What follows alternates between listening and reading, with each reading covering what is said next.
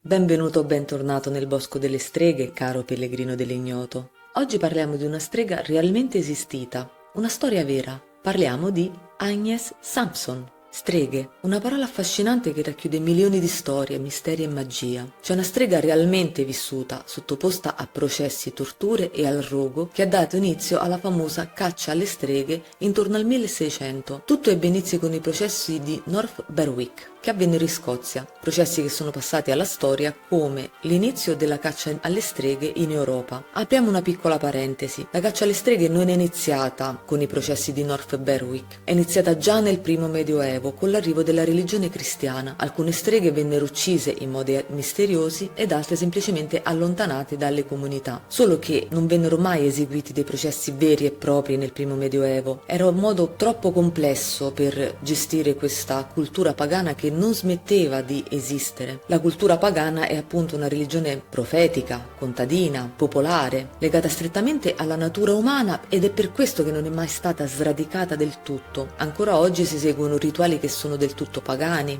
Infatti tanti rituali che oggi sono pagani, come ad esempio le festività del grano, sono connesse a dei santi. Chiudiamo quindi questa piccola parentesi, altrimenti ci allontaniamo dal vero personaggio di questo video, cioè Agnes Sampson. Torniamo quindi ai processi di Berwick. Qui furono processate, torturate, uccise, impiccate, fatte morire di fame e messe a rogo donne e uomini ritenute streghe e stregoni, adoratori e adoratrici del diavolo. Tra queste spiccava il nome di Agnes Sampson. I processi avvennero per colpa di un re. Ci troviamo nel 1590. In Danimarca regnava il re Giacomo VI, noto come il Fifone. Ad ogni modo fu deciso che il re Giacomo VI dovesse sposare la giovanissima principessa di Danimarca Anna, vedova del re di Scozia. Il matrimonio avvenne per procura, cioè a distanza, in modo da consolidare le due nazioni. I due si sarebbero in seguito dovuti incontrare per consumare e quindi consolidare il matrimonio. Anna, dopo la verbalizzazione del matrimonio, doveva recarsi in Danimarca. Il viaggio sarebbe avvenuto per via mare, ma ciò fu impossibile. Appena la donna metteva un piede sulla nave che la doveva trasportare dal suo sposo, ecco che si scatenavano temporali terribili, con fulmini e saette, folate di vento. Tra la popolazione iniziò a serpeggiare il pettegolezzo che il matrimonio fosse stato maledetto e che Anna potesse trovare la morte in mare. Anna in Scozia era una regina realmente molto amata e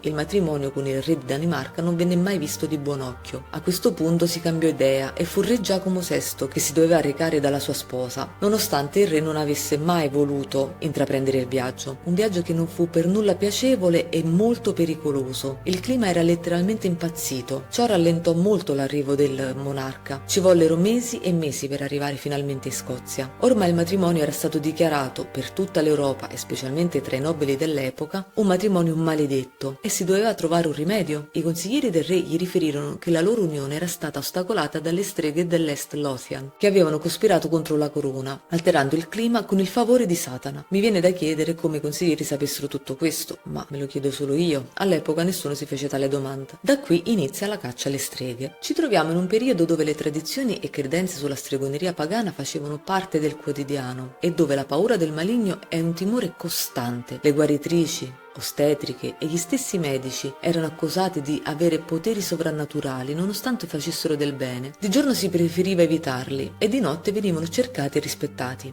Durante i processi alle streghe di North Berwick furono arrestate oltre 60 persone, uomini e donne, tutti sospettati di stregoneria. Interrogate e torturate, tutti fecero il nome di Agnes Sampson, la strega anziana, nota per le sue arti da guaritrice. Chi è Agnes Sampson? Agnes Sampson è nata intorno al 1530, era una povera vedova con figli e fu una presunta strega di origini scozzesi. La donna fu coinvolta nei processi alle streghe di North Berwick intorno al 1590. In quell'epoca si era scatenata già da tempo la caccia alle streghe in tutta Europa, ma sempre senza alcun processo. Donne accusate di essere le amanti del diavolo, divulgatrici di magia nera e mangiatrici di anime. Agnes era stata segnalata da altri abitanti del suo stesso paese come la strega del ai poteri oscuri e la guaritrice con erbe maligne. Secondo alcune testimonianze, la donna usava la magia rossa, quella del sesso, per attrarre a sé gli uomini del villaggio. Costoro erano solito girovagare in piena notte attorno all'abitazione della vedova e più di uno si soffermava a spiare dalle sue finestre mentre ella si spogliava e sospiravano come gatti in amore. Almeno queste sono le parole di alcuni di loro. Potremmo chiederci, in pieno medioevo era una cosa tanto strana? Una donna sola, magari giovane e piacente, poteva attrarre l'attenzione di uno o più uomini che la corteggiavano con languidi sguardi, però a distanza. Quindi com'era possibile pensare che fosse una strega? Il sospetto nasceva dal fatto che Agnes Sampson era una donna di età avanzata. Non sappiamo esattamente la data della sua nascita, si pensa che fosse il 1530 e quindi all'epoca dei fatti aveva più di 60 anni, però le testimonianze, sempre riferite all'epoca, affermavano che Agnes era in grado di ringiovanire. Nelle notti senza luna il diavolo l'andava a trovare per possederla. Appena dopo il tramonto lei ringiovaniva, tornando una giovane fanciulla dalla chioma folta e scura, donna in grado di sedurre uomini giovani e di ringiovanire quando più ne avesse bisogno, grazie alle sue arti magiche insegnate direttamente dal diavolo. Dalla pelle chiara e il corpo ben fatto, un incantesimo che eseguiva anche per ammaliare i suoi amanti, a cui rubava l'anima e che le regalavano cibo e denaro dopo essere stati sedotti. Verità o fantasia? Questa è una domanda a cui non possiamo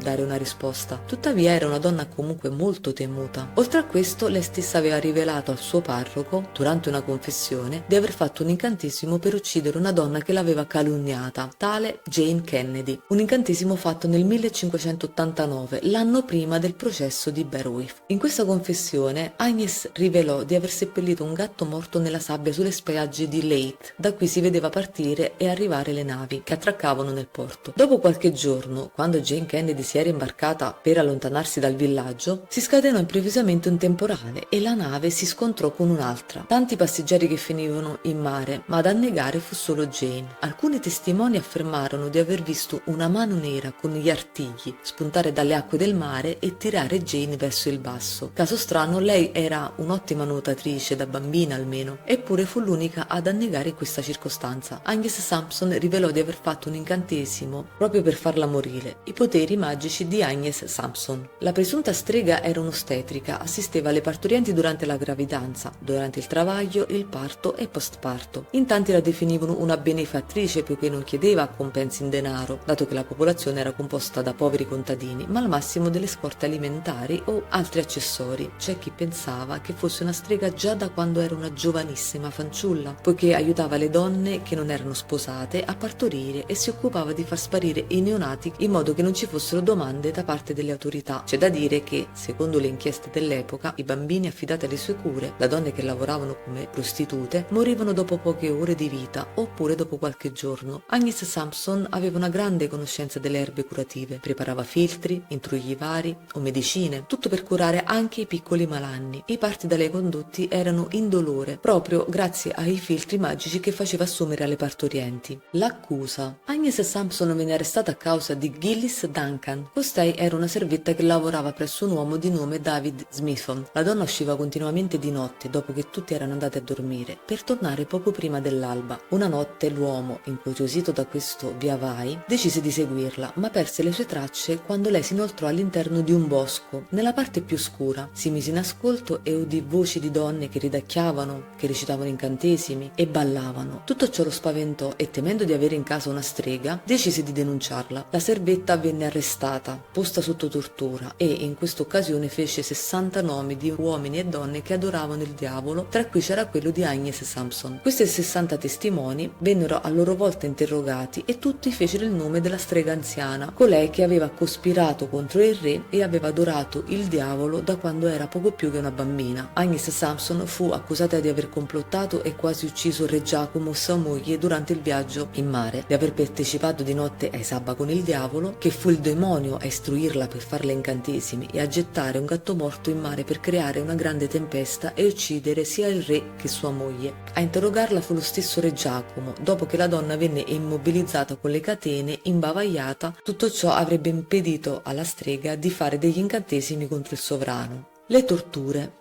Tutti coloro che erano stati accusati e sospettati di essere delle streghe o seguaci del diavolo vennero arrestati e ovviamente torturati. All'epoca era molto in uso la tortura. Alcuni riuscirono a non subire i supplizi perché confessarono subito e si addossarono tutti i capi di accusa che gli erano stati rivolti. Non era raro che fossero usati i prigionieri torturati per intimorire e quindi far confessare tutti gli altri che non avrebbero mai potuto sopportare delle torture. Agnes Sampson ebbe un destino più infausto. Quando fu arrestata dichiarò la sua innocenza continuamente, baciando il crocifisso e sottoponendosi a degli esorcismi. Venne depilata totalmente alla ricerca del marchio del diavolo sul suo corpo. I capelli furono rasati a zero con un rasoio che gli provocò parte dell'asportazione del cuoio capelluto. Alla fine i torturatori non erano parrucchieri provetti e la violenza delle loro azioni era evidente. Tramite spilloni e attrezzi arroventati venne punta e ferita su tutto il corpo, finché non fu trovato il marchio del diavolo nelle parti intime. Le mutilazioni furono terribili e fu deturpata nel corpo, nel viso